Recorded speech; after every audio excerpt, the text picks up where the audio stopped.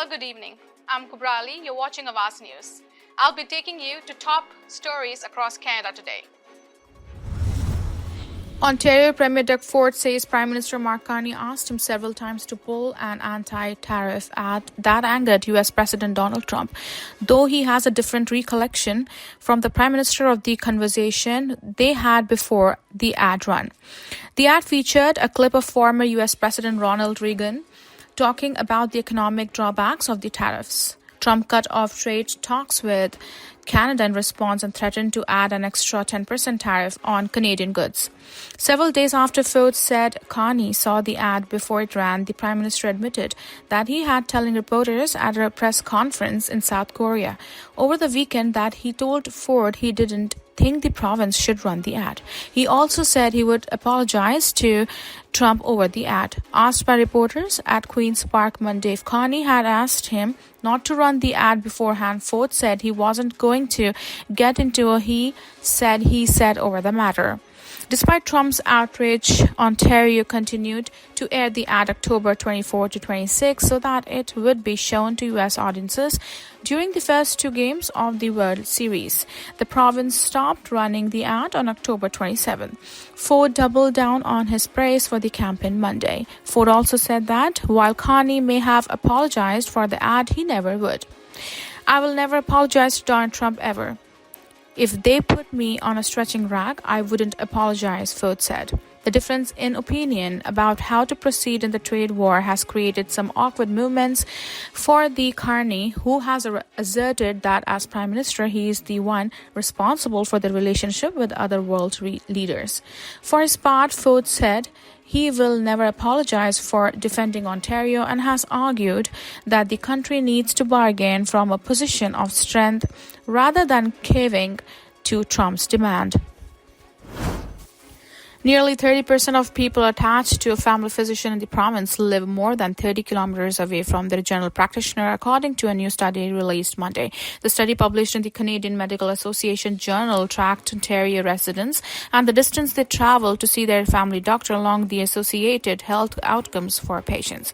The study looked at nearly 10 million Ontarians in urban and suburban settings who were enrolled with a family doctor as of March 31st, 2023. It found that about 1 in 10 lived more than 30 kilometers from their family physician and were unsurprisingly more likely to visit emergency departments for non-urgent issues. The study notes that over the past decade, access to primary care has declined across the country, and a development that was partly accelerated by the COVID-19 pandemic. Lead author Dr. Archana Gupta, a family doctor at St. Michael's Hospital and a scientist at the hospital's upstream lab, said she was surprised to see the number of Ontarians who lack close access to their primary care provider.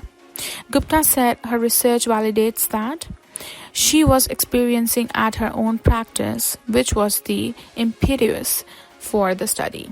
She said after taking over a practice at the hospital in 2022, she discovered many of her patients lived a significant distance away from Toronto's downtown core. She said this research also shows the primary care crisis extends beyond just an inability to get a family doctor. The provincial government is investing $2.1 billion in its primary care action plan, which aims to connect all Ontario residents with a family doctor or primary care team by 2029. Former federal Liberal Health Minister Jane Philpott was tapped last year to lead the new primary care action team. Gupta said with the introduction of the Primary Care Act of 2025, the province has an opportunity to revolutionize primary care in Ontario by removing barriers to access, including distance. Industry Minister Melanie Joly says the federal government is launching a dispute resolution process against Stellantis for moving planned vehicle production from its Brampton, Ontario plant out of the country. Joly told Parliamentary Committee this morning the formal 30-day process is aimed at recovering Canadian taxpayer money and returning production to the Brampton facility. She said the process is underpinned by government contracts with the car maker and will be initiated by the end of the business day. Joly says she met with auto workers in Brampton last week and that the company must be held accountable for breaking its promises. Stellantis decided last month to move planned production of its Jeep Compass from Brampton to Illinois, which prompted the federal government to threaten legal action. The company's president, Jeff Hines, testified last week that the company's decision to move its Jeep production out of Canada was not taken lightly.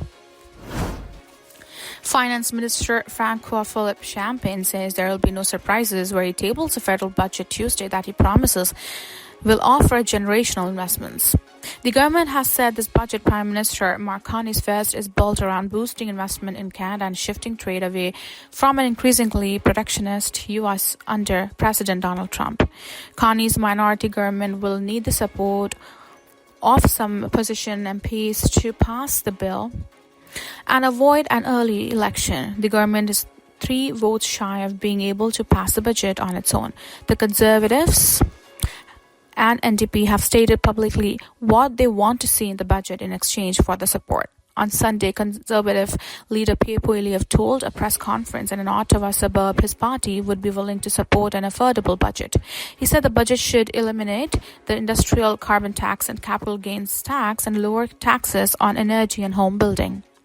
While interim NDP leader Don Davis told Awaz News his caucus will wait to see what the budget holds, he has not ruled out NDP MPs abstaining from the budget vote. Davis said in an emailed statement Monday that all options are on the table and his party is focused on the needs of working Canadians.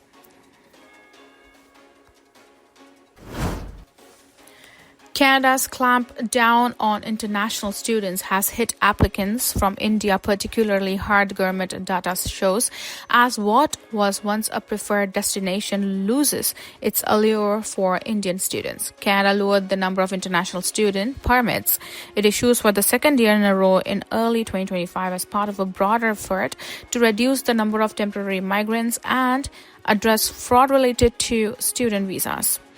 About 74% of Indian applications for permits to study at Canadian post-secondary institutions in August, the most recent month available, were rejected compared to about 32% in August 2023, according to Immigration Department data provided to Reuters.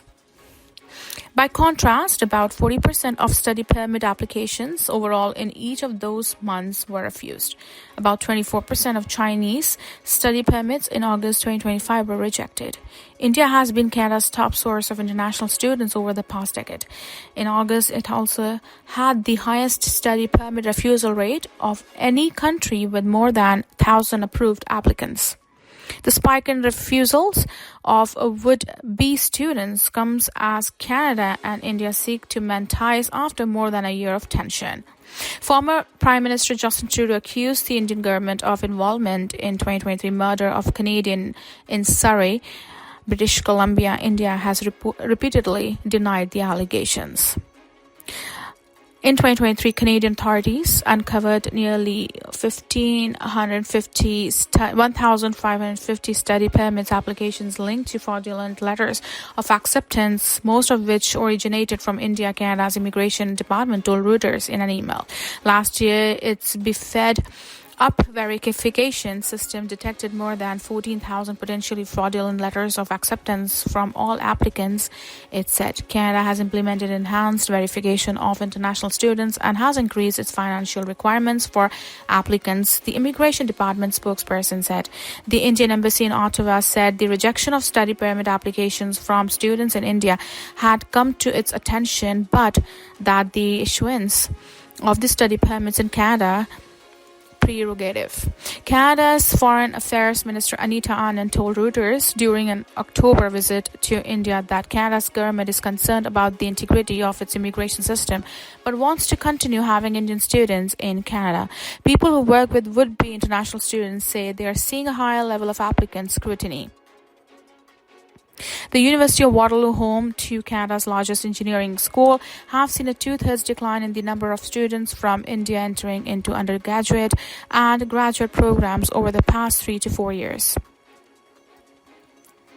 The University of Regina and the University of Saskatchewan have also reported a decline in the number of Indian students enrolled. Ontario electricity rates increased by approximately 29% on Saturday, but the impact is expected to be offset for households by an increase in an provincial rebate program. The Ontario Energy Board issued a report last week saying the price hike is due to the province's higher than expected nuclear generation costs and higher than forecast conservation program expenses. Residents in the province can choose from 3 regulated pricing plans for their electricity services, as 3 plans have increased in cost. The board said that customers who do not want to change their price plan do not need to do anything, and they will remain on their current price plan. If customers would like to switch their plan, they would need to notify their utility company by submitting a form. The rebate is applied on the electricity bill of residential, small business, and farm customers. It appears as a pre-tax credit at the bottom of electricity bills. Some experts are warning that using provincial subsidies to offset the rising power costs is shifting the burden onto taxpayers. The Ontario Clean Air Alliance, which opposes nuclear power generation, said in a statement last week the Premier, Doug Ford's government is using the rebate to bury the higher rates. A new synthetic opioid that has recently been detected in Toronto's unregulated supply could increase the risk of overdose, says the city's drug checking service. In its latest update, the Centre for Drug Policy Evaluation, which runs Toronto's drug checking service, said it is monitoring an emerging trend after cyclorphin was found in 3 fake pharmaceutical opioid samples collected in Toronto's downtown core and the city's West End between October 25th and 28th. One of those samples was expected to be hydromorphone dilaudid. Another was expected to be Oxycontin, while a third was supposed to be Percocet, it said. Also known as N-propionitrile chlorophene, cyclorphin has a known strength and effects. And while other related synthetic opioids are considered to be about as strong as fentanyl, the potency of this substance is not known. This novel psychoactive substance is also not approved for pharmaceutical or medical use. Cyclorphin is part of the class of synthetic opioids known as orphins, which some may refer to as designer drugs, officially known as. These types of opioids have increased in prevalence and potency in recent years. Toronto's drug checking service said it first located this new drug in the unregulated supply on September 12, 2025 in an expected Percocet sample. Thank you for watching Awaz News. I'm Kubrali. I'll be seeing you tomorrow again, same time, same channel. Thank you.